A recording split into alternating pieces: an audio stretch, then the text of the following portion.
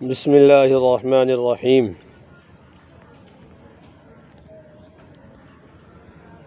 پیارے آقا صلی اللہ علیہ وسلم کے محبوب ازدواجی زندگی کس طرح گزارتے تھے، یعنی کہ گھر کی زندگی، ان کی عورتوں کی زندگی کیا تھی، کس طرح گزارا کرتی تھی، اس کی دوسری قسط کا یہ بیان ہے۔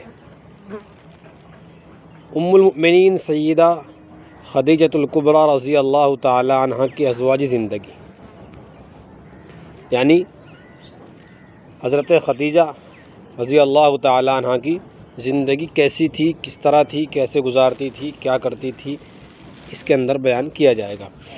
یہ مکہ مکرمہ کی ایک بڑے باعزت قبیلے کی خاتون تھی۔ اللہ تعالیٰ نے مال و دولت بہت زیادہ دیا تھا، عقل اور سمجھ اللہ تعالیٰ نے بہت ہی زیادہ دی تھی۔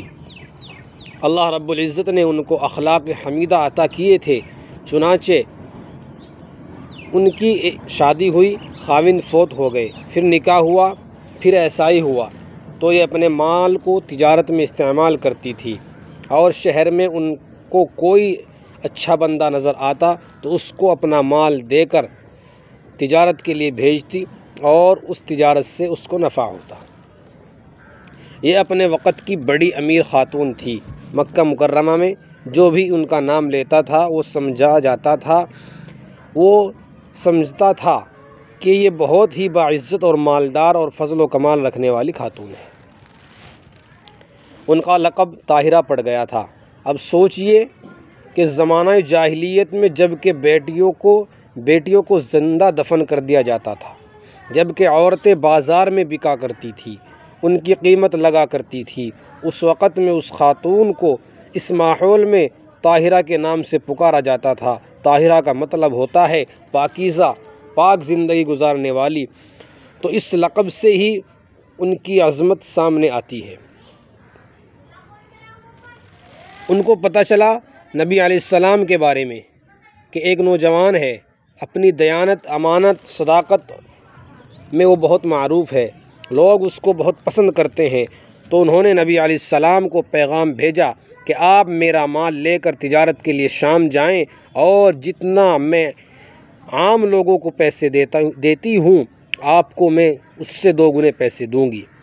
نبی علیہ السلام نے اپنے چچا ابو طالب سے اس کا تذکرہ کیا، تو انہوں نے کہا، بھتیجے یہ رزق ہے جو تمہارے لیے اللہ رب العزت بھیجنے کا سبب بنا رہا ہے۔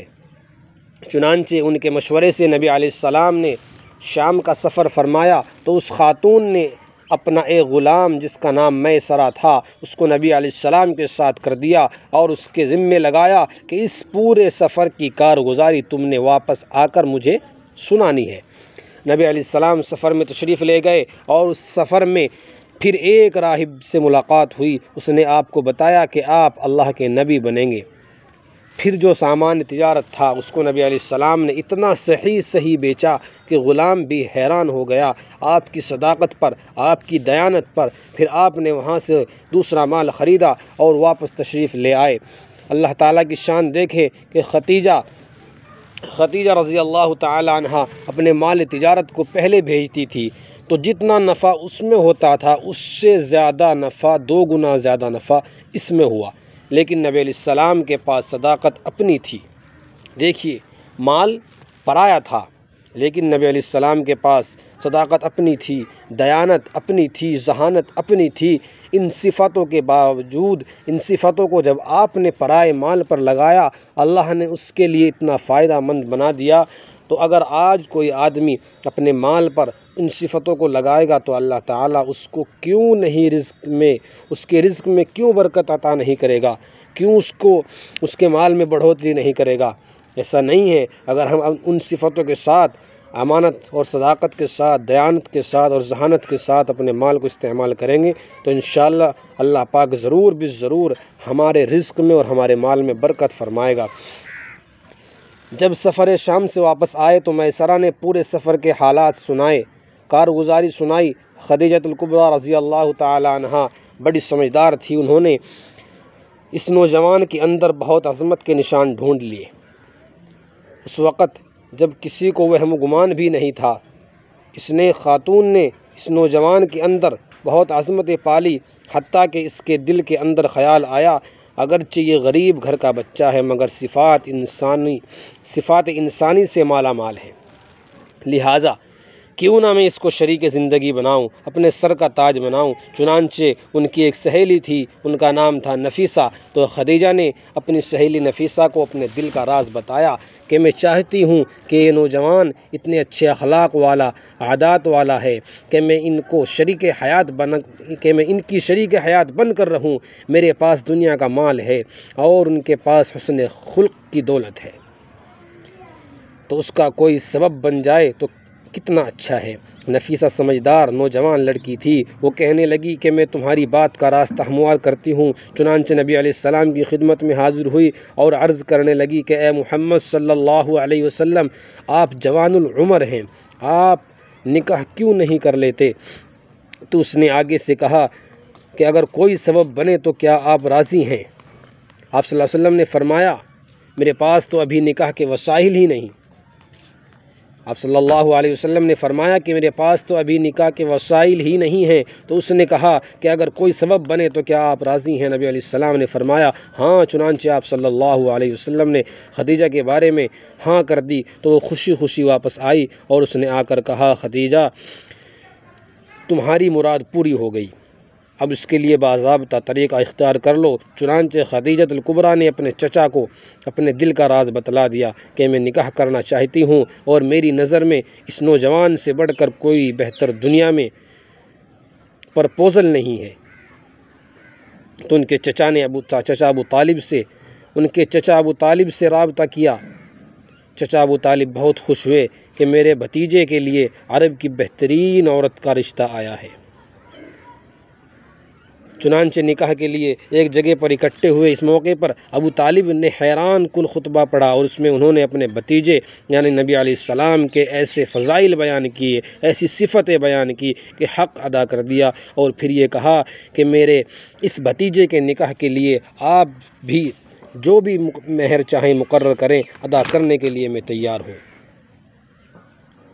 اس کے بعد خدیجہ کے چچا نے کہا کہ یہ وہ نر ہے جس کے ناک میں زخم نہیں لگایا جاتا، یعنی عربوں کے اندر ایک مقولہ تھا جو اونٹ باندھنے کے قابل ہوتا اس کے ناک میں سوراخ کر کے اس کو ایک جگہ باندھ دیتے تھے، اور جو اچھی نسل کا خوبصورت اونٹ ہوتا اس کے باندھنے کی ضرورت نہیں تھی، اس کو ریوڑ میں ویسے ہی چھوڑ دیتے تھے کہ جہاں چاہے پھرے۔ انہوں نے نبی علیہ السلام کے بارے میں یہ اس وقت کا مقولہ استعمال کیا، یہ نوجوان وہ نر ہے جس کے ناک میں زخم نہیں لگایا جاتا، یعنی ہم اس کے لیے مہر کی کوئی شرط نہیں لگائیں گے۔ چنانچہ نبی علیہ السلام کا نکاح ہوا اور آپ کے چچا نے اس مہر میں 20 جوان اونٹ ادا کر دیے جن کو اسی وقت ذبح کر کے پورے شہر کی دعوت کر دی گئی۔ چنانچہ خدیجہ الکبریٰ رضی اللہ تعالیٰ عنہ جب نبی علیہ السلام کے نکاح میں آئی تو انہوں نے دیکھا کہ اللہ رب العزت کے محبوب اکیلے ہیں اور آپ کے گھر کی خدمت کے لیے تو میں خود ہوں، باہر کی خدمت کے لیے کوئی نہیں۔ تو انہوں نے پہلا کام یہ کیا کہ اپنا ایک غلام جس کا نام زید بن حارثہ تھا اس کو نبی علیہ السلام کی خدمت میں ہدیہ کر دیا۔